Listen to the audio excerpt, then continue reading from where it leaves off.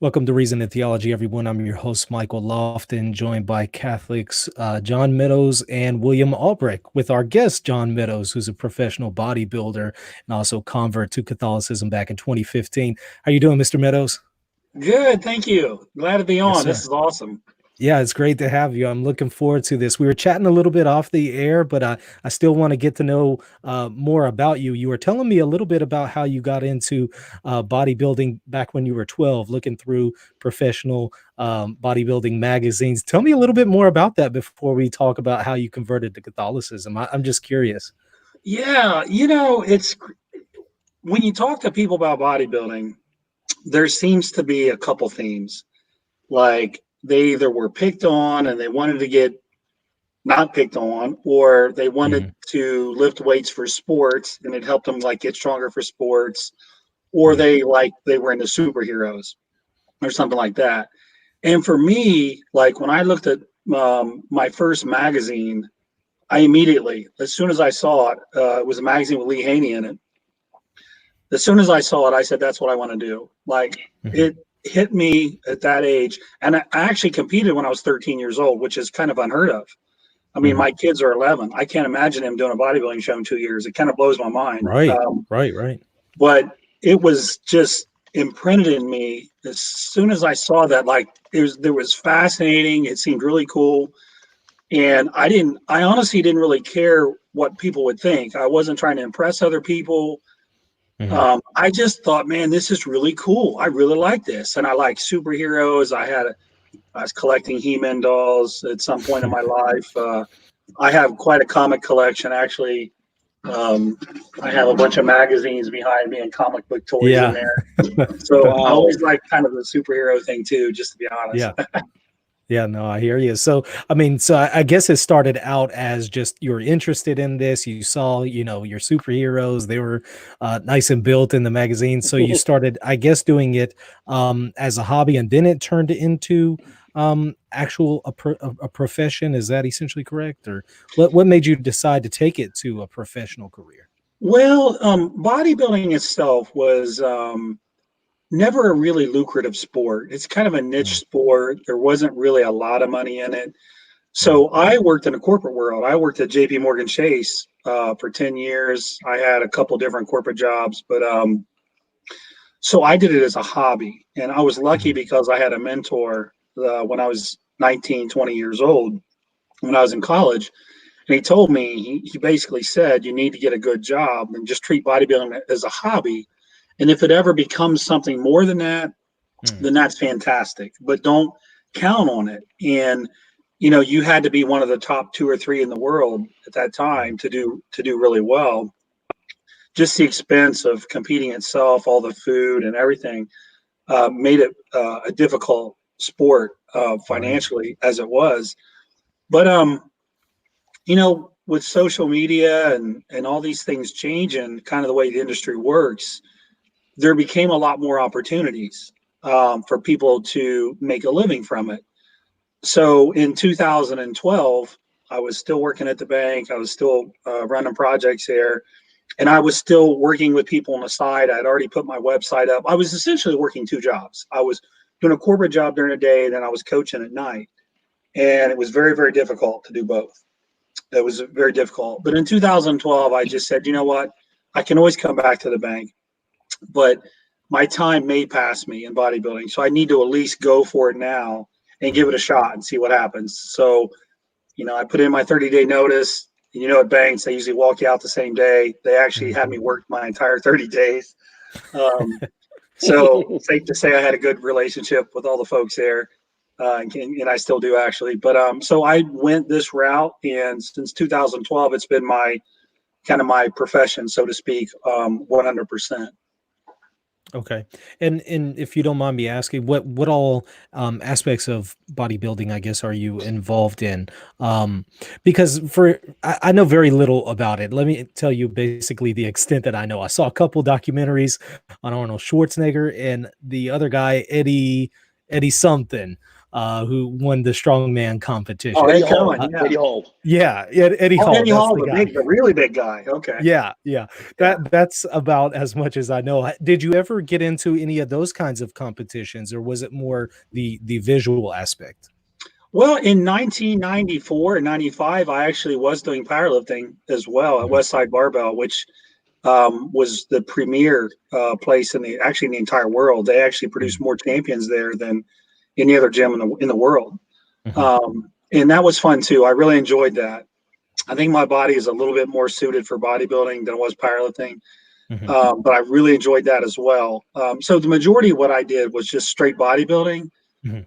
But powerlifting and bodybuilding, they can kind of Yeah. they can kind of complement each other. There's some things that both groups do that can actually help Yeah. the other group. And I always looked at it that way. So I appreciated some of the things that powerlifters did, and powerlifters appreciate some of the things that bodybuilders do. But there's a lot to it business wise. There's the competition part where as a professional you can make money. Not a ton of money unless you're one of the elite guys in the world. Mhm. There's supplement companies. I own my own supplement company. We've been in business for 3 years now. It's called Granite Supplements, but um, there's opportunities now there's no real barrier to entry in that, which makes it tough too, because there's a lot of competition. So, they have the supplement industry is one route. I have a coaching website where I provide coaching to people who compete or don't compete, people who just want to get in shape. And I have a couple of people that work for me there that assist too when I get overbooked and I need some help. Um, I actually have a YouTube channel now that has done really well, and that's actually a good business thing now. The cool thing, a lot of the guys my age, they're kind of like, I don't really like YouTube, I don't really like Instagram, and look, I understand why. There's some probably not the best information out there, Mm. but it also gives you an opportunity to communicate your ideas and the things that you believe in to a huge group. I mean, Yeah. YouTube is, I think I saw from the age 18 to 50-year-old demographic, more Mhm. people watch YouTube than they do TV. Right. So YouTube is massive. So YouTube is actually one of my businesses. It does really well and it's growing, and it allows me to connect with so many different people. Where back in the old days, all we really had was magazines. I would Mhm. write an article in a magazine, or maybe they do an article on me, but there really wasn't much business to it, really. Mhm. But now there's these opportunities. So now you don't necessarily have to be a top Olympian. You can make a good living if you're providing good information, good advice, you're a good coach, you're treating people right. So there's a lot of opportunities out there now. Sure. You mentioned that you do some coaching. You also briefly touched on weight loss there. What would you say to somebody who, they might not be interested necessarily in bodybuilding, but they want some effective ways to lose weight? What have you seen in your experience that really works? What are kind of the basics? Well, I know it's a dirty word, but discipline is really important. Um, I the first thing I try to ask people is, would you have any idea roughly how much you eat every day? And they're like, well, Mhm. no, not really. I mean, when you break it down, somebody has to really understand where they're at, Mm. and calorie wise, and then you have to make adjustments. But if they're all over the board, it's really hard to be a Right. good coach and to make good adjustments. So it doesn't mean you have to eat chicken and broccoli all day. It doesn't mean that. In fact, I follow this rule. I call it the 90-10 rule. I figure if 90% of my meals are relatively healthy and pretty solid, that gives me some leeway for the other 10% to be fun food. Mhm. Every Sunday after church, we go get donuts with my kids, for Mhm. example. That's fun food. It's obviously not good for you, but it's fun food. We have a good time. If my Yeah. wife and I want to go out for dinner on a Friday, maybe I'll have a hamburger or something I normally wouldn't have. So, you don't have to have this ultra strict chicken and broccoli lifestyle, but the majority of the meals I say, they do need to be, what we would call whole food, healthy based type of foods. And then, then you just have to kind of look at the volume of food that you're eating. You might just Mm. have to eat a little bit less. Right. Normally when you just start making good decisions, that in itself takes care of the calories. I get, like my aunt, for example, I have a sweetheart of an aunt, and she just dropped her Mountain Dew out of her diet, and she lost a ton of weight just from dropping all Oh those. yeah. You know what? I Yeah. mean, sometimes it's simple as that. Sometimes it can be, let's just clean things up a little, and everything Right. takes care of itself. I want to say there's about 40 grams of sugar in just one little thing of Mountain Dew. It's outrageous how Right to much the sugar is vein. in That there. goes right to the vein. Oh man. Yeah. So, William tells me that you converted to Catholicism, and then we spoke a little bit off the air. You said you converted in 2015. I'm curious, what got you interested in Catholicism? How did this happen? Well, I grew up in a little town in Ohio, Washington Courthouse, and I was raised in the Baptist church. There Mm, was a Baptist church that all my friends went to, and there was actually one Catholic church in the town right beside it. I mean, like literally, you could walk out the Baptist church door and walk into the Catholic church door. And I never really knew, I didn't even understand what a Catholic was. Like, mm, I don't, like, if you'd have said, what's a Catholic, I would have said, I don't know. Like, I just had no right. idea. It was never talked about. And I remember I went there one time. I had a friend in high school that took me there one Sunday. And all I remember thinking was, man, this is like a squat workout. I keep bending down, I stand up, I keep bending down, I stand up. Right. And that was like my first exposure to it. So I didn't really think anything about it. I went on and continued to go to the Baptist church. And I met my wife in 1997. And she's a very devout Catholic, and she comes from a very devout family. And I met her, and now keep in mind, I don't know anything about Catholics. What I did know Mhm. was she was my girlfriend at the time. She was very attractive. She was very smart. So that got us off on a good start, right? She was a total Right. sweetheart. So come to find out, she was a Catholic, and I met her mom and dad, sweetest people in the world. I was like, man, these Catholic people seem pretty nice. Like, I wonder if this is all an act or if they're really that nice. I got to know them, and I got to tell you, they're wonderful people. A lot of people complain about their in-laws. My mother and father-in-law are wonderful people. Wow. So my wife was like, well, I would like for you to come to church with me. And of course, I really, really liked her a lot. And I said, okay, I'll come to church with you. And so now remember, this was 1997. Mhm. So we started going to church together. And at some point, probably in 1999 or 2000, I went through an RCIA class. And I just remember thinking I just felt kind of out of place. It just, Mm, I don't know. It's kind of hard to explain. I just kind of felt out of place. And I continued to go to church with her, though. In my heart, I was very open to converting if I thought that's what was supposed to happen. But what I didn't want to do was I didn't want to convert just to do it for somebody else. right. Um, I just didn't want to do that. I didn't feel like that's the right thing to do. But my heart was very open to it. So I continued to go, I continued to go, I continued to go. Now here we are, 2014.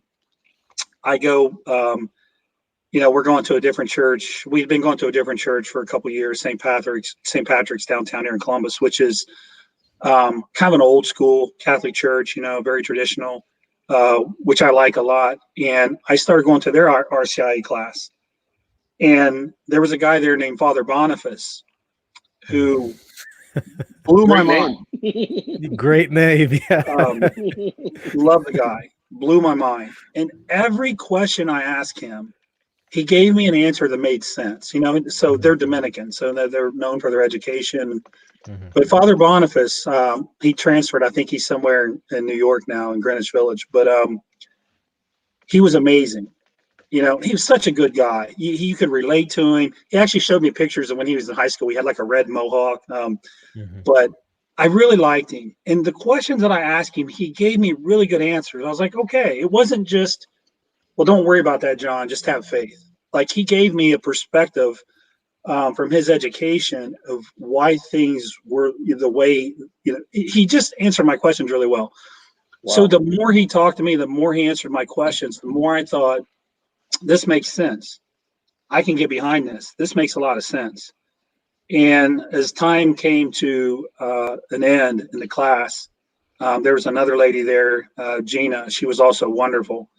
That was what could really, that's what really converted me. They answered my questions. I felt like, okay, this decision makes sense now. Now it's not just me joining the church just so I can be a part of a group. It actually, you know, as a bodybuilder, I have a little bit of a scientist part of my personality. It's a little bit scientific, right? So, you know, how do you make a muscle fiber get bigger? You know, you have to activate it. You have to load a mechanical tension. There's all these scientific things. That's kind of how my mind works. So it was great for me to meet those people that really helped educate me. Now, on the educated scale, I'm still at the very bottom. Okay, I'm still at the bottom of the bottom. Mm-hmm. But they got me to a point though that just made me feel great about the decision. So I knew I was doing the right thing for me. So in 2015 is when it became official. Awesome. Okay. I have some additional questions, but I don't want to hog you here. I want to give William a chance to jump in here because I know, William, you also have some additional questions and also comments related to strong figures in the Bible and church history. So I want to let you, take a moment here to step in, and then I'm going to come back towards the tail end and ask some additional questions later on. So William, go ahead and jump in here. John, it is a great pleasure to be talking to you, my friend. John, for everybody that may not know, John is such a humble guy. John didn't even mention the fact that about a few years ago, John, you won the first place NPC overall bodybuilding, right? Which, by the way, is an incredible. Was that about 3 years ago, John? I think you won that award. I mean, all through the years, I've won a lot of titles. You've won tons. So you didn't even bring that up. John is a humble guy. John has won tons of awards, and really the one thing that I remember Michael talking to you about bodybuilding and powerlifting. If anybody is kind of like a hybrid between a bodybuilder and a powerlifter, you right there, John. I mean, your lips are. You were making a point that I forgot what you were saying earlier about not really going too crazy nowadays, but hey, I've seen those videos of you doing those barbell hypers. Brother, those are from another planet. I mean, wow. And anybody watching it, Google John Meadows, go to his channel. I mean, John has got tons of videos with some of the most incredible advice. And I remember you were making a point, John. You were saying that nowadays you can, really kind of make your niche into the YouTube community. But I want to add something for people listening. To be at the level that John is at, that's maybe the top 1% or 2% at the most. Because John, your videos, they are elite level. They are some of the best I have ever seen. I've been lifting for about 20 years now, John.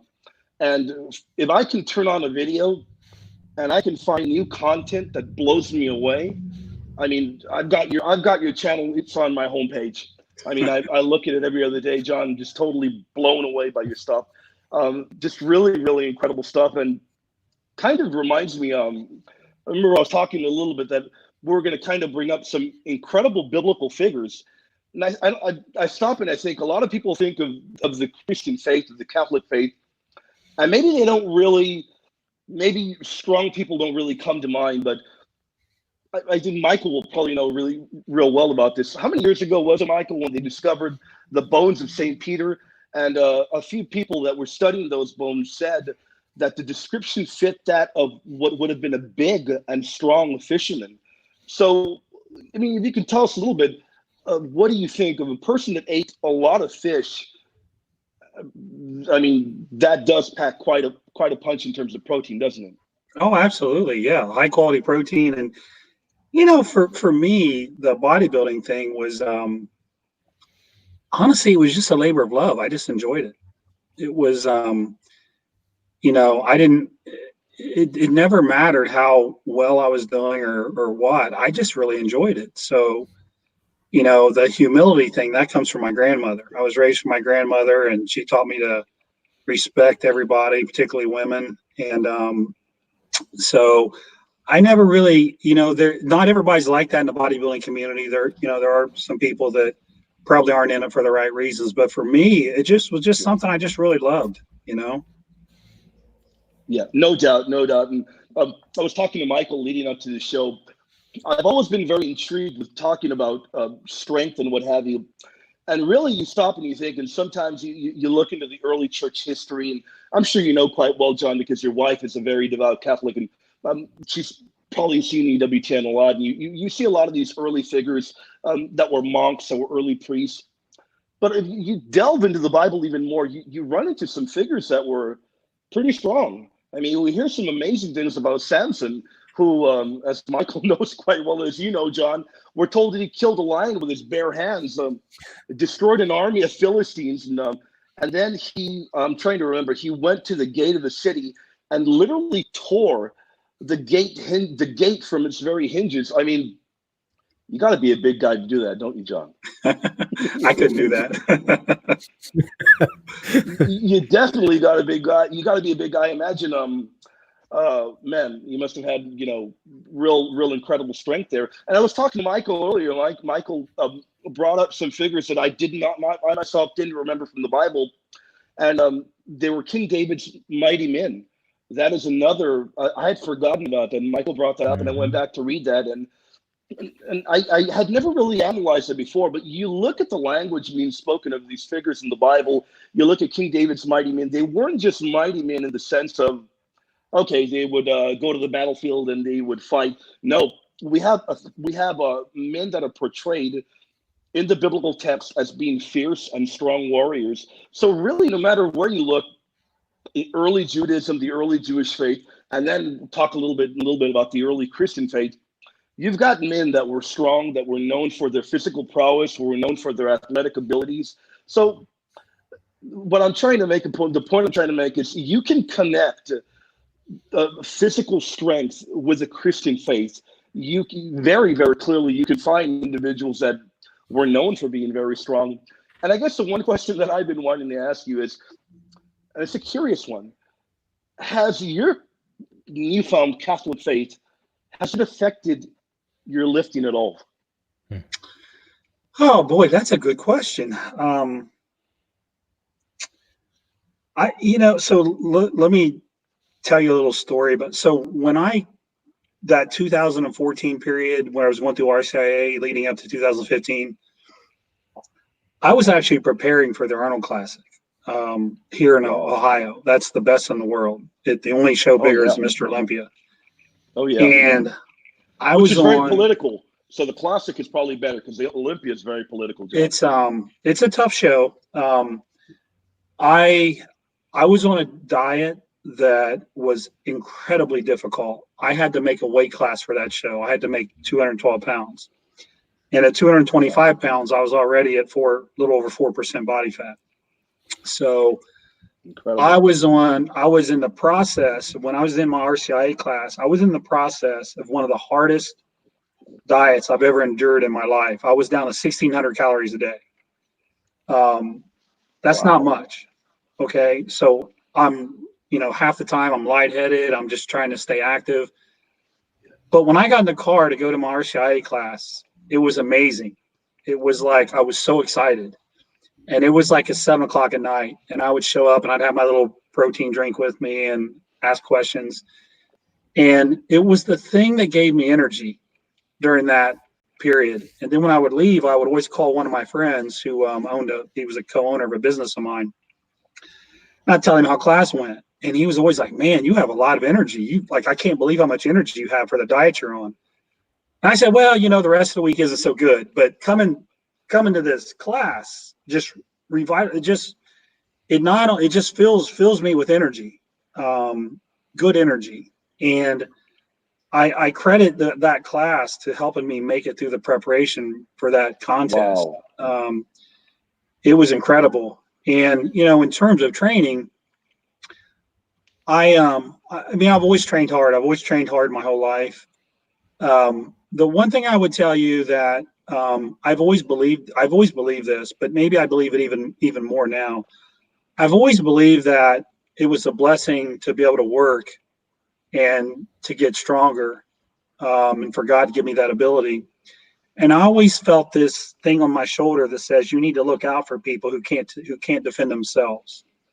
Always had this this little angel on my shoulder that says, if you, even in high school, if you see a bully picking on somebody, because when I was in high school, I squatted between 400 and 500 pounds, even then. Wow. And so I had no issues with going up to somebody and saying, man, leave him alone. Like, don't mess with him. I believe in protecting the most innocent of the innocent. That is, to me, one of the foundations of life. That's how it should be. Incredible. So I think being bigger, I think it allows me to be able to do that better. I think people they respect that. Like, man, okay, chill out, man. I'm not going to pick on this kid, whatever the situation is. You know what I mean? But it's a No way doubt. for you to take a blessing, because it is a blessing, and to use it in a positive way. Yeah. To look out for people, who can't look out for themselves. And I really feel like, again, that's kind of where I think we go wrong sometimes in society. We don't really take care of those people, whether it be babies or whether it be elderly folks.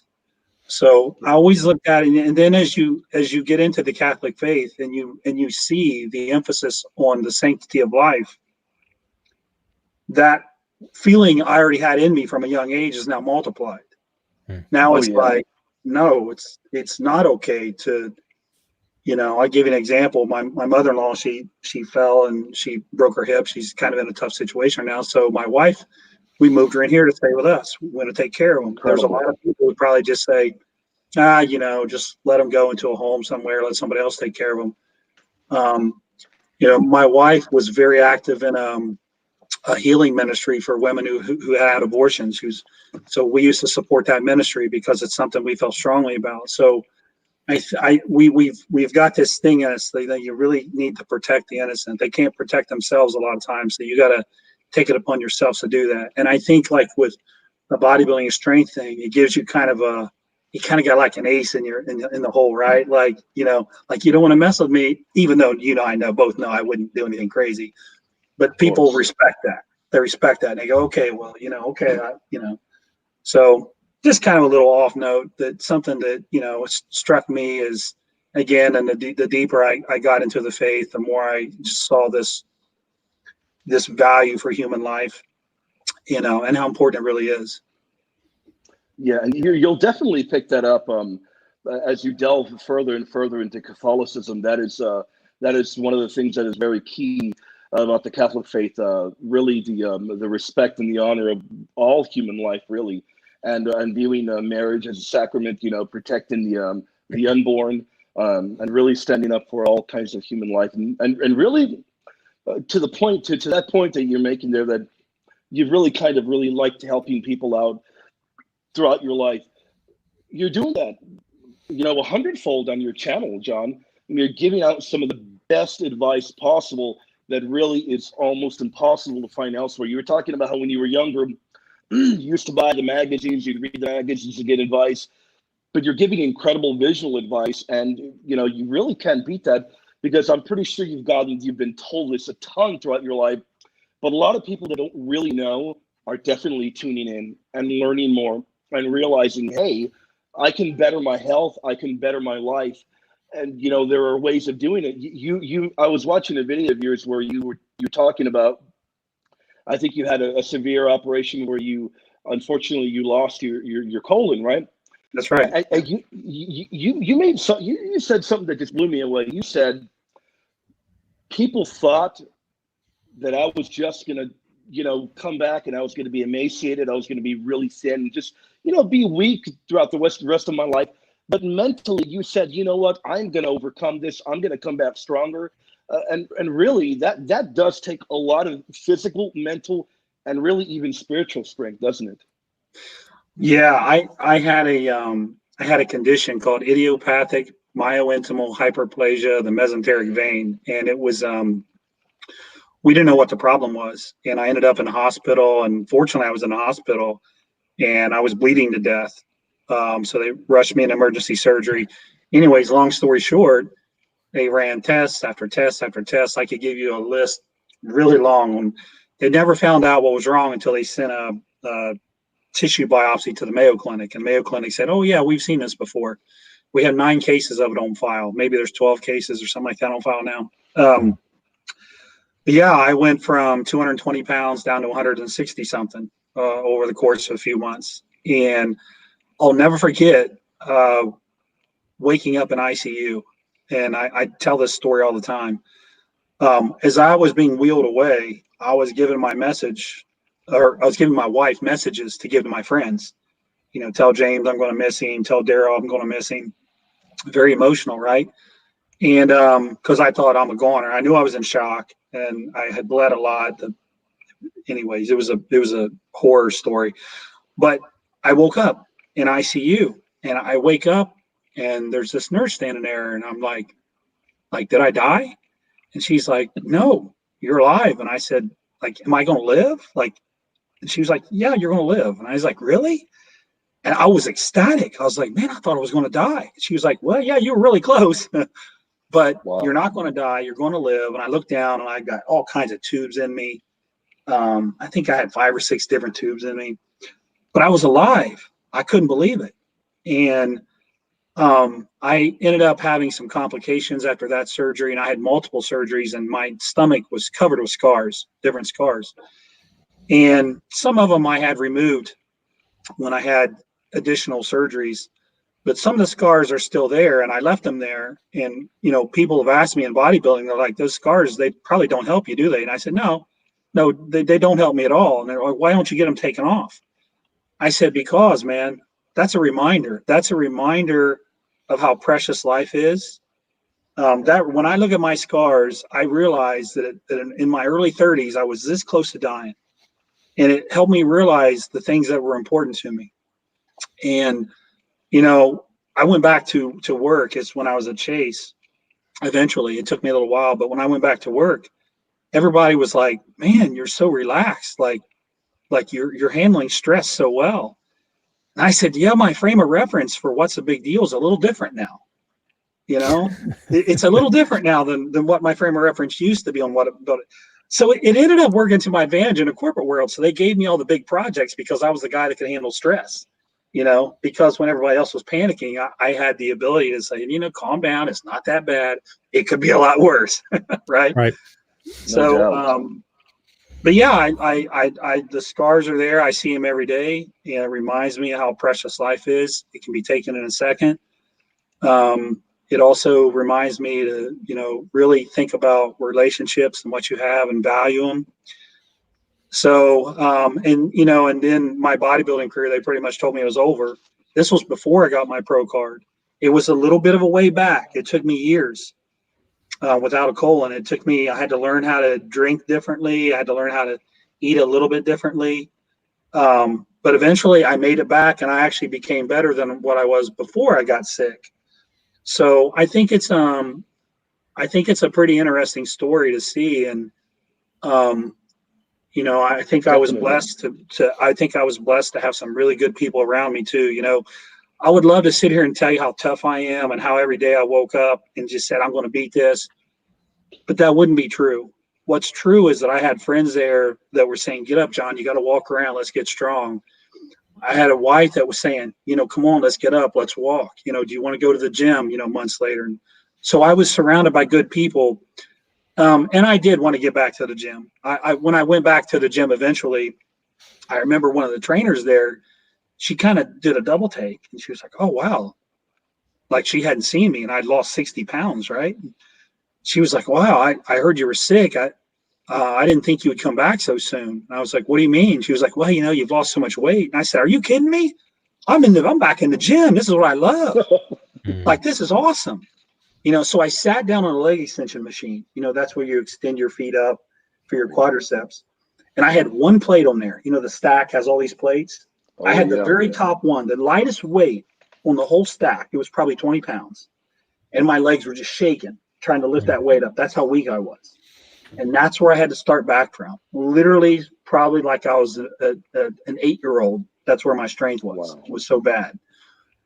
But I just stayed with it, you know. You know, people laugh because I've never taken the easy road. Anything I've done to get my pro card took many years in bodybuilding. the Catholic change that I described to you took many, many, many years. Like everything I do seems to take a long time. So, but it all works out as long as you just keep the faith and you stick with it, though. Yeah, that pro card is not easy to get at all, John. That is that is definitely incredible, really. So it doesn't matter how long it took you, you got it, and that is an incredible honor. You've won tons of competitions, and those are all amazing badges of honor. I mean, as tough a road as it may have been, I bet you don't regret any step of the way. No, I don't. I really don't. I think back at challenges I've had and tough things that have happened to me, and they help shape who you are. They help form you as a person. And it's your choice. God gives us the ability you choose how you're going to react to that situation. I never had a dad. My mom was a drug addict that died at an early age. I could have easily went down the wrong path, but God gave me a choice, and I chose to go a different path. And so things weren't easy. And getting a pro card, I got second place so many times you wouldn't believe it. If I showed you the list of second places I got, and I just kept coming back, like you guys can't get rid of me. I'm going to get a little better. I'm going to get a little bit better. And then eventually, after 16 tries, in the bodybuilding world, that's a long time. When most people don't get their pro card after a couple tries, they just kind of throw in the towel. Well, it's not meant for me. It took me 16 tries. It took me from 1998 to 2014, I think it was, somewhere around there. That's how many years it took. So yeah, it wasn't easy. But those trials, when I did win my pro card, it was one of the best experiences of my life because of all the work I put into it, the journey, and that's like our faith, right? The journey is just, it's unbelievable. I remember standing on stage and they announced 5th place, 4th place, 3rd place. And I was competing in New York, actually. I've got a lot of friends in New York. And when they announced 2nd place, and it was somebody else, the whole place went crazy. And I was like, don't get emotional. I'm a really emotional guy. I was like, don't get emotional. Don't get emotional. And the whole crowd was going crazy. Then they announced that I'd won. I just started crying in front of everybody. Then they took me backstage, and I had friends back there. They were all crying. It was an amazing experience. I sat down with my wife afterwards to get a bite to eat, and we were just sitting there like, it happened. It finally happened. And I mean, that's how our journey is in life in a lot of different ways, isn't it? I mean, it's similar. We take these paths and we go through hard times and we go through challenges, but you just pick yourself back up. I've always felt like one of the blessings that I've had, one of the biggest ones, was God seemed to put some really good people around me. So, when I got knocked down, there was always some people to pick me up. And I always felt very thankful for that, because I know there's a lot of people that don't have that. And, it's not something I ever took lightly. So I feel like I was blessed in many, many ways. And you found a very good woman. That's incredible as well. She's incredible. She's absolutely incredible. And I definitely, I don't know what it's called, marrying up or whatever it's called, but she's she's a wonderful one, and just a good woman with a good heart. She's treated me like gold since day one. Now she can be tough,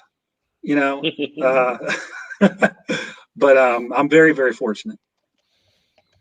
Michael, you want to hop in? Yeah, no, you mentioned something that really caught my attention. I mean, all of it did. This is really good stuff. Very inspirational too. You mentioned that your stress level went down because you had a greater point of reference after what you went through with your surgery and that experience. That was very interesting. Could you maybe talk about, stress levels? Have you seen in your experience that working out helps your overall stress level and spirituality? I mean, you always hear from people that it does, but in your experience, can you really attest that is the case? Yeah. So there's this there was a guy named Tom Platts that was one of the really good guys back in the 80s and 90s. And Tom used to say, like, the squat rack was his altar. Now, he didn't really mean that literally, like he would worship the squat rack. But what he meant was it was an experience that was very unique. And that was something I could relate to, because when I would go to the gym for many, many years, it gave me, it was a place that it just lifted me up. If I was having a bad day at work, if I was just having a bad day, it lifted me up. I would get in there, and there was something about training that goes beyond just endorphins and feel good hormones and all that stuff. There was something about that experience that lifted me up. And when I left the gym, I was in a better place mentally. I would leave the gym, and it was almost like the stress was gone. It was in the gym. It was like I left it there, the baggage was gone, and I walked out the door kind of revitalized as a person. Even though I might be physically tired, mentally and spiritually, I would walk out and I would feel like, you know, and the harder I pushed myself, a lot of times, the more I had that feeling. It was, you know, I don't really know how to explain that, but, you know, it was just feeling of, wow, it was very fulfilling to me. It was a great way to relieve stress. So that was always something that I felt in the gym, and maybe it's why I still train this way. I'm in my 34th year of training right now. I can't do the things I used to do 10 years ago, but I can still work hard. And probably not every single workout like it used to be, but many of the workouts when I go in now, it's still that same feeling. Like if I'm having a little bit of a rough day or something, there's this almost spiritual feeling I get, I'm revitalized by it. And I think that makes me a better person. I know it's probably a little odd to hear that, but just telling you kind of what goes through my mind and some of the things that happen when I'm training. And I think those are good things. I think those are good things. I don't think that's odd at all, John. I'm with you. As crazy as it may sound, John, but you can relate. I'm pretty positive. If I'm having a rough day, even if I'm not feeling so well mentally, you get to the gym, you leave it all out there. You really in a way, and not in a blasphemous way at all, but the gym can be a form of sanctuary for you, in the sense that you can become stronger mentally, physically, and even spiritually. You know, for me, it's been a part of my life almost as much as, you know, breathing or drinking water for about 20 years now. And if you do make it become a part of your life like that, it can really become transformative. Am I right? To where if you go, even if you say, you know what, I'm not feeling so good today, you have an incredibly taxing workout. You walk out of there with your quads on fire, your biceps on fire, or your traps on fire. You feel incredible, don't you? You get home, you shower, you sit down with your kid's wife. You feel 1,000 times better than before. And I can relate 100%. I know Michael's worked out before. Michael's nodding his head. Michael knows exactly what we're talking about. It is an incredible feeling. So in a way, in a not blasphemous at all, gym can be a form of sanctuary. And, you know, I really, really recommend it to anyone out there that really hasn't, you know, tried to transform their life in a way, in that sense. It really can save a life. Yeah. Well, and you said it, you mentioned stress, and our lives are, you know, it's a little different environment now than what it used to be 20, 30 years ago. Everybody's so busy, and people don't sit down and have dinners anymore. And there's all this financial stress and societal pressure, and kids undergo a lot of pressure, and there's all this stress. So, you know, if you have a good outlet, something that can help, you know, Mary will go to church in the morning. That makes her feel a lot better a lot of times. And then even when she goes to the gym, she might be having a rough day, but she has the same feeling. She doesn't compete or anything. She just goes in and does an occasional workout. But I see it with her too. Like, she's a different person when she walks out. The stress is going. So it's a healthy way to handle stress, because we all go through stress. We all do. And it's a healthy way to handle it. Yeah. All of us go through stress. I agree. Mm-hmm. You mentioned, for somebody who's interested in overall improving their health, but they're just kind of getting started. You talked a little bit about calorie intake, making sure to keep count of that and, perhaps reduce it. And you also spoke about discipline. What would you say to people who are kind of intimating some of the things that you just mentioned, that they're very busy? There's all kinds of things going on in life. I have kids, I have all kinds of stuff going on. I might not even have the opportunity to go to the gym. What are maybe some of the things that they can do at home in addition to some of the issues or some of the points that you gave? Oh, there's so many things you can do, and I'll start with how your day begins. If you get up in the morning and you go out and you walk in the sunlight for 20 minutes, that resets your circadian rhythm. The more set your circadian rhythm is, the better your sleep is the night before. It actually translates into sleeping better. The Mm, more REM and non-REM sleep you get. Non-REM sleep is for revitalizing like your growth hormone levels or testosterone levels and things like that. REM sleep is like for cognitive function. It's mm, so mentally you're sharper, your recall is better. So you start right there. If you can get up in the morning, reset your circadian rhythm, get out in the sunlight, walk, that'll improve your sleep. Getting good sleep is a key for fitness, because what happens when you don't get good sleep is there's a couple things that happen. You have a hormone that's created in your stomach called ghrelin. It makes you hungry. Like when you're sitting there and you're really hungry, that's your ghrelin talking to your body. That increases when you don't sleep, so you're hungry. You have another hormone that your fat cells make. It's called leptin, and it tells your brain, "Oh, I'm full now." That hormone mm, goes down when you don't sleep. So what happens when you don't sleep is you get more hungry, you feel less full, and that hunger, by the way, is usually for sugar. So you get hungrier for worse food. So that's one little thing you can do. So just get some exercise and walking. And just a 20 or 30-minute walk is amazing for your health. Like you mm, don't have to go in and get under the bar and destroy yourself like I do. And like you don't have to do that. Just movement mm, and moving around. And one of the things that I've looked at a lot as well is the impact to you neurologically based on what you're doing physically. And you see this with people like in a hospital who can't move physically. It has a neurological impact on them. mm. There's all kinds of issues that can result from that. So it'll make you sharper mentally. You'll read things about the neuroplasticity of your brain and all this stuff. But the bottom line is if you physically move, it actually helps Mm. you stay sharp mentally. And then, when it comes to eating, like people think of these bodybuilder fitness lifestyles where you have to eat 6 times a day. That's been proven to be, that's kind of debunked now for many, many years. You don't need to eat 6 times a day. If you make good choices and you eat 3 meals a day, that's fine. Guess what? That's how we used to be. We used to have breakfast, lunch, and then we'd eat dinner together. That's what happened. That's how we used to eat as a society.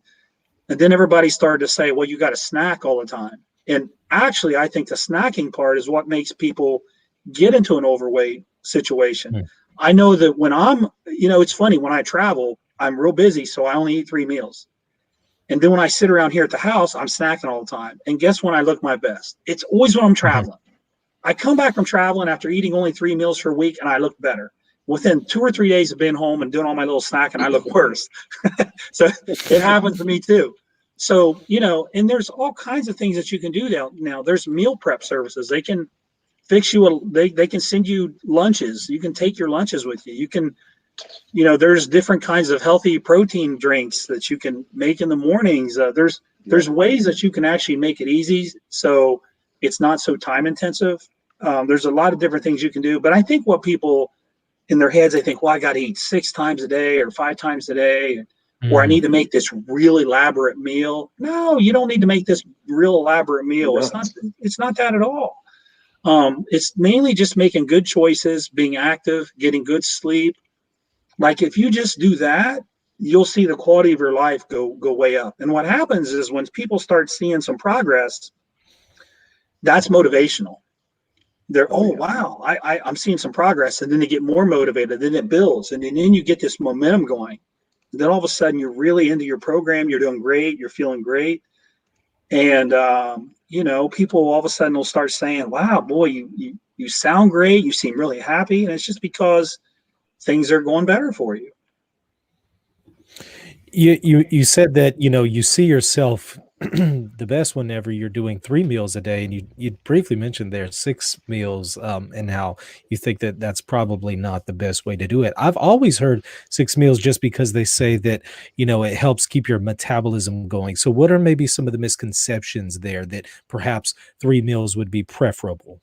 Yeah, the 6 meals thing. And listen, I eat 6 meals a day for 20 years straight. Okay. um, but that's because I don't have a big appetite. But it absolutely does nothing to build your metabolism. Mm, I will say this: you can go on the other end too. Like if you're only eating, say, one time a day, and yeah. that can be a little detrimental too. Um, Mhm. there's a sweet spot in between 3 meals and a snack. Yeah. That's where most people do really, really well. The people who are eating 6 meals, those are like competitive bodybuilders that I'm coaching. Yeah. Mhm. In those cases, they're working out very hard. They're trying to develop a tremendous amount of muscle mass. So their dietary needs are going to be a little different than Right. the majority of the folks who just want to look good. So to pattern their meals after what a competitive bodybuilder would do just makes no sense at all. It's Right. not necessary. So, a good 3 meals I think is fantastic for people to get in shape. And how There's a important lot of debate back and forth whether you should mm, eat breakfast or whether you should fast or do yeah. all those things. So there's another thing I like to do. Um, and from a biblical perspective, it's certainly been done, right? Fasting. Oh Mhm. Um, yeah. I actually like to do a 24-hour fast one time a week. When I'm really on it, I do it one time a week. There's a lot of Wow. benefits to that as well. A lot of benefits to that. I could go on and talk about different, but Now, is this a complete fast? You're not touching any food? no food. I just have liquid. So I'll have water, I'll have coffee, I'll have tea.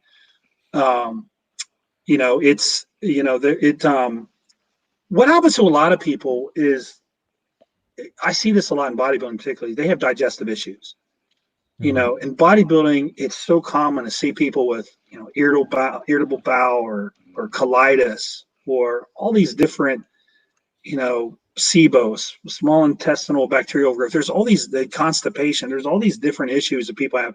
And it's not just bodybuilding. It's just because we eat a lot of bad stuff. And Mhm.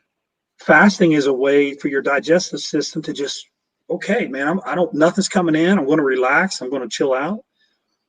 And then a lot of people have, we call it insulin resistance, where their body has to work so hard to push all the sugar out of their blood into muscle cells and fat cells. You get in this condition called insulin resistance. That's actually the root of many diseases, the Alzheimer's, like heart disease. There's all kinds of diseases that kind of root in insulin resistance.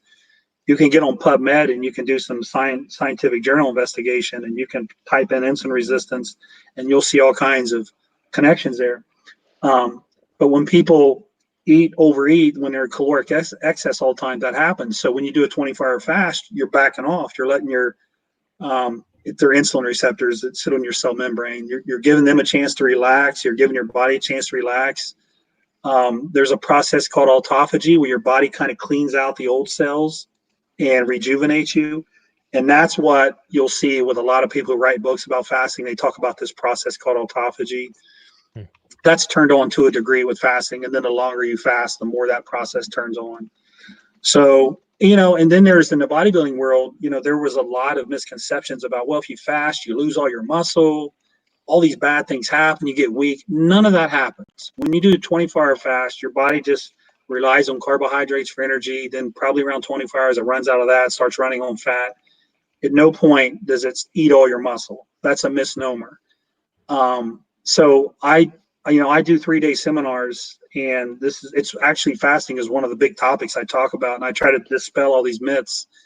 And then, the cool thing from a biblical perspective is there's a tie in there too, which I think is pretty cool too. And Sure. that's actually where some of the scientific research comes from. It comes from people, like in Islam, they do Ramadan. And so there's a lot of data on fasting there, but fasting's not a new thing. I mean, you guys know it's been around for a long time, right? Oh yeah. Yeah. So, and I think Very biblical. Hippocrates used to say that, fasting was a good way for your body to heal itself too. Oh yeah. No doubt. William, did you have some final questions here? Because I have a Yeah, little anecdote I'm going to give later on, and then also I do see some chat questions, but I want to give you a chance to jump in here. no doubt. I want to go over just really briefly a few other figures um, and then ask John something, get his opinion on it. Well, earlier we were talking about King David's mighty men, Samson, St. Peter. But earlier I was talking to Michael about a gentleman by the name of Moses the Black, who was from the 4th century, was known as having been really strong and tough, a really tough monk. We have a recorded an historical event that tells us that some robbers tried to attack him while he was at prayer. He overpowered the 4 men, dragged them to church, where they later repented and later became part of the Brotherhood, which is an amazing, amazing story. But Who was I this? want to hop on over. Who was this? Go ahead. Who was this? Moses the Black. Okay. All right. And he is a monk from the 4th century. John, you got to tell your wife about him. I will. She's going to love that. And then there's another one, and I want to briefly tell you about this one, and then I want to ask you something. It might be a little bit funny, but I still want to ask you. There was a saint from the 1200s who, you've got the Turks. You have an Islamic army from back then, Crusade period, that are, they're storming the city. They're going to try and kill people and what have you. The saint's name was Saint Hyacinth from the 1200s. And we have a bunch of, and by the way, every time I ever bring up any story, I do a lot of research first. I don't want people to say, hey, you know what, there's no evidence for that. We got a ton of stories and back this one up. Saint Hyacinth from the 1200s, when he heard that the Turks were storming the city, the first thing he did was he grabbed the Holy Eucharist to protect it. And then as he was leaving the church, he grabbed what was recorded as being a massive statue of the Blessed Mother. I'm sure Michael knows about that story. Put the massive statue on his shoulders, and he fled the church, was able to survive, and as history tells us, was able to gain many more converts later throughout history. So I mean, I really find these to be really, really incredible stories. But then let me ask you, man, that guy must have had some really strong biceps, right, John? Oh, strong shoulders, strong lower back, strong core, strong a lot. Yeah. Now, I wonder, in your opinion, this might be a little bit of a funny question, but had those Turks actually tried to confront him? By the way, all the artwork that we've got of Saint Hyacinth, he looked like a really strong guy, an incredibly strong jaw. He looked really tough. Do you think he could have been able to have deadlifted 5 or 10 of those guys at once? Well, if each one of them weighed, say, 180 pounds, yeah, he probably could have deadlifted 3 or 4 of them, I would say. 3 or 4 of them. Yeah. That's a good one. Michael, I know you wanted to say something. No, John, no, by the way, that was an incredible job. I wanted to elaborate a little bit more on that story. Moses the Black, Moses the Abyssinian. He was from Ethiopia, 4th century. He was also known as Moses the Robber because, before he was a Christian, he evidently robbed people. He was evidently a really big guy and got into all kinds of bad stuff. But when he became a Christian, as you noted there, William, he got jumped by about 4 guys. He beats up all of them. He drags all 4 of them to the monastery. So this is clearly a really strong guy. Drags them all there, brings them before the abbot, says, what do we do with them? And they ended up converting, as William noted there. But this guy also then later on became one of the desert fathers. So he was big into prayer and fasting. So I just find it interesting that you see these guys in history who are really tough men, but they're devoted to a life of prayer and piety and fasting. So he's definitely a good patron for anybody out there who's doing powerlifting or bodybuilding. Definitely look into him. Yeah, that's awesome. Well, I got some studying to do. Yeah, I see a couple questions here. If you don't mind, I'm going to grab them. I don't know what this is, but I'll ask. Tolak Hughes says, John, what free test levels do you feel is optimal for TRFT? I try to say high normal. I don't know. I would say 800, 900 would be a good level, natural level. And what is TRT? TRT is testosterone replacement therapy. There's been a ton of research on this in the last 20 years, and you know, we kind of are in this. It's not. It's what one thing that bothers me is this emasculization of men, like Mhm. you know, trying to feminize men, and you know, you know, without a doubt, as men get older, their testosterone levels get lower. That can lead. That actually is very dangerous in terms of depression, heart disease risk, insulin resistance. It is 100% fact. And you know, there's this kind of this black mark that I guess you get if you take this testosterone replacement therapy, but it's critical for many people. We do a pretty good job with women. You know, when women need their hormones replaced, there's really no stigma attached to it. So we can medically treat women so that they feel great. Well, the same should be true with men. The research is very clear on it that you should have an optimum testosterone level for health, longevity, for your heart, for everything. So this gentleman is asking, like, what's a good level should you be at? If you start getting in a low level, then you might need some therapy with a doctor to keep you at an optimal level so that you're healthy. Yeah, There's nothing wrong with that. Nothing wrong I'm with glad that. you clarified that, because I actually wanted to ask you about this. But what do you think about our society that is trying to push effeminacy on men? I mean, what is the solution? I'm sure you would suggest getting into things like powerlifting. What are some other things we could do to combat that? Well, you know, I think the first thing I think of is how you treat women, and you need to treat women with respect, with love, with gentleness. So I have no place. There's no room for you to mistreat women or to be abusive or anything like that. So I want to say that first of all. But when you've got little kids and their parents are telling them it's okay to dress like a girl, a boy when they're 4 years old, and then now we see cases of parents trying to actually give a child a sex change, like they're actually trying to do this to a little kid. Right. I have a real problem with that. Right. I don't like that. I have a real problem with that. It's terrible. And when you have like I have two boys, right? And somebody will say, well, your boys get into a fight, that they shouldn't be doing that. Hey, listen, boys fight with each other sometimes. Yeah. That's how it is. Like, it's not a bad thing. If they're pulling hair or doing something or biting each other, I have a problem with that. But sometimes they're going to push each other. It's like in sports. It gets a little rough sometimes, Yeah. Oh, yeah. So I don't think there's anything wrong with being tough, with being able to, be tough, I think is the right way to say it.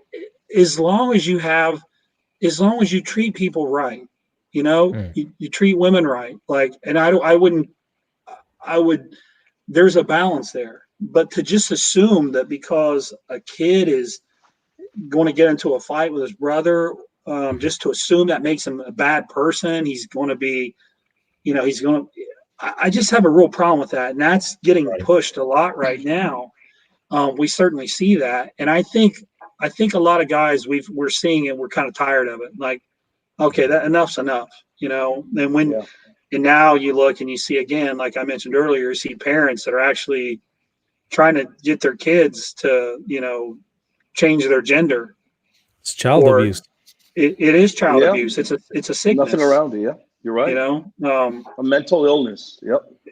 100%. Because I mean, some of those things, I don't think that they could be undone. That they could be reversed. By the time they get older, let's say that they don't agree with this decision that their parents made, their bodies are still impacted by some of the choices that were made by their parents when they were 4, 5, 6 years old, and clearly before the age of consent. Yeah, well, I mean, I believe in biology. Oh yeah. I don't, I kind of make a joke with my friends. Like, I'll say, well, I woke up and identified as a potato today. So, but you would think that this stuff goes without saying, but we are in such a place in society where pretty much insanity is what is considered reasonable. And yeah, the ironic thing about it is what I find ironic is the people that are yelling and screaming are the ones who are abusive and violent.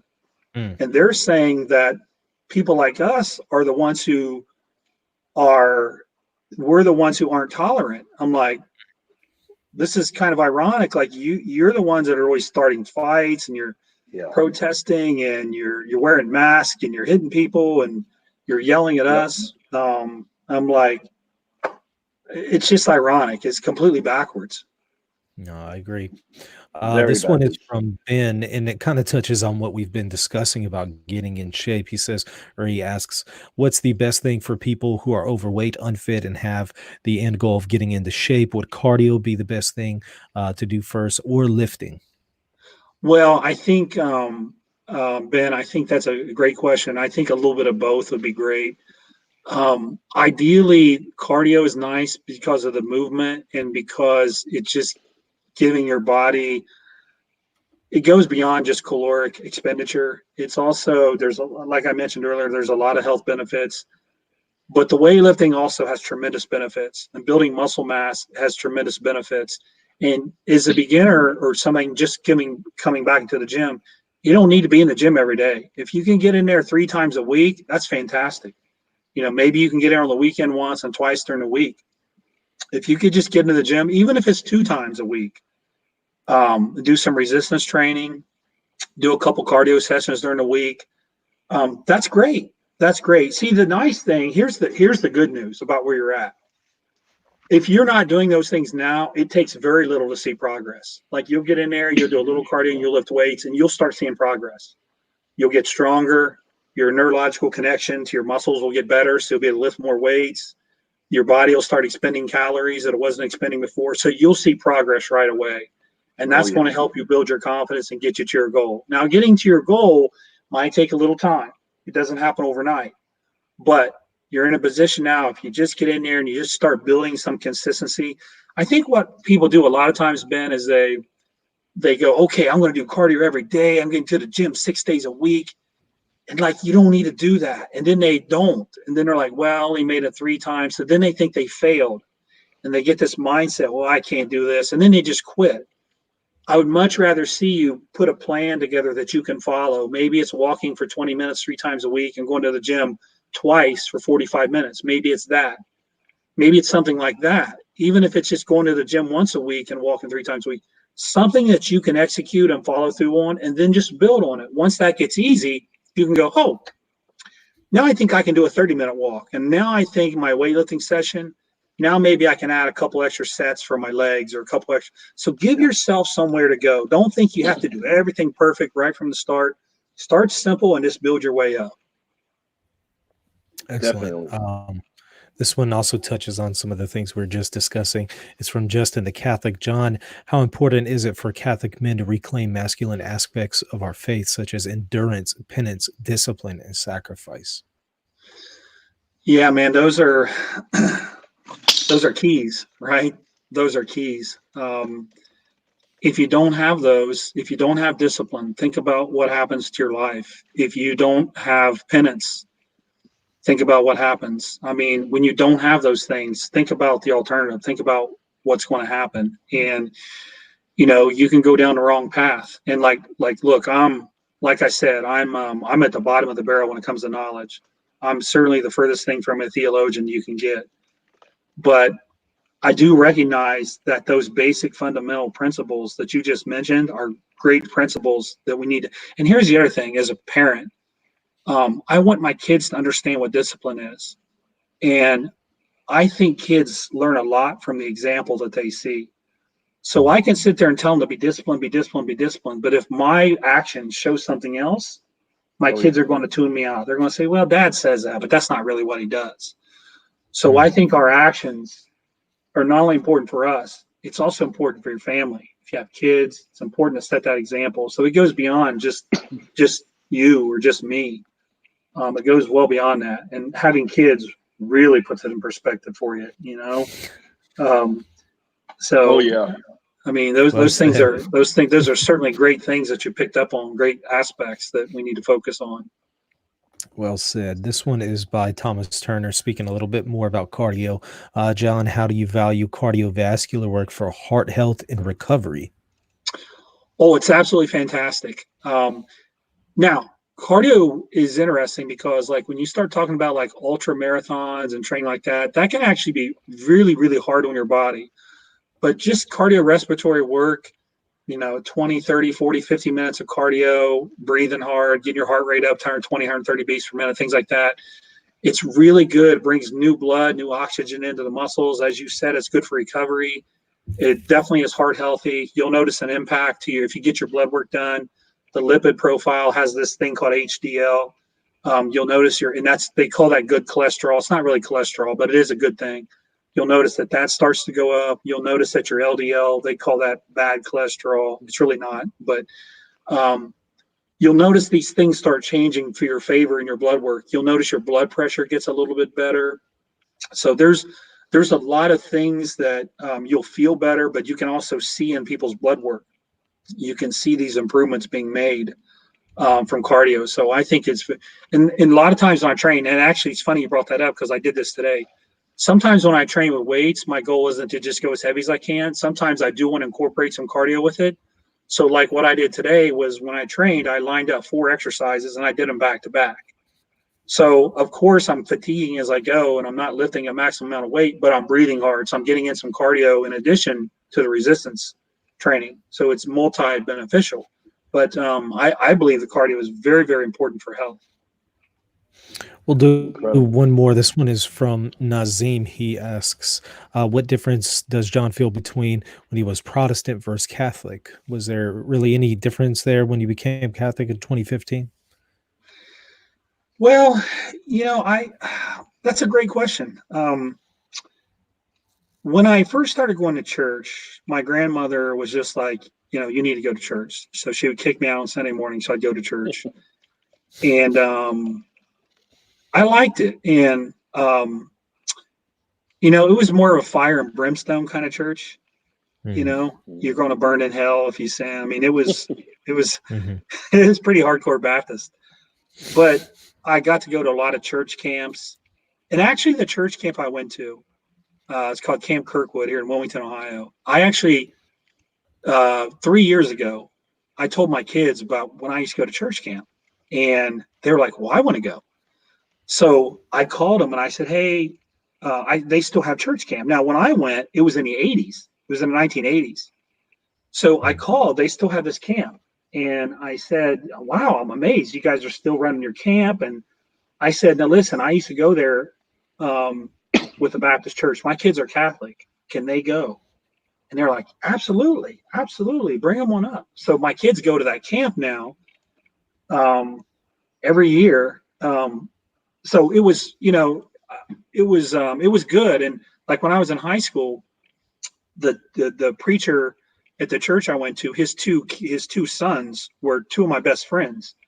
So I was over at their house all the time. In fact, I was over there so much they had to kick me out many times. Like, John, you need to go home, because I really liked hanging out with them. So I had a good relationship. There was nothing bad there. I really enjoyed going to that church. I think when I went to the Catholic church is when I started getting my questions answered, though. I think that's when I actually, I've always believed, before I was Baptist or Catholic, I've always believed like there was a higher power. You got that old saying that can you create something from nothing? And the answer is no. There has to be something. I don't care what you believe in, something created. There is a higher power. So in my mind, I always felt like there is a God. What does God look like? I don't know, but there is a higher power. And, there's like that if you guys have done way more research than me, but when you do the research and you start seeing the chances of life on Earth and all the things that had to line up for us to be here, it's pretty amazing. And another thing I did was, for some reason, one day I started researching.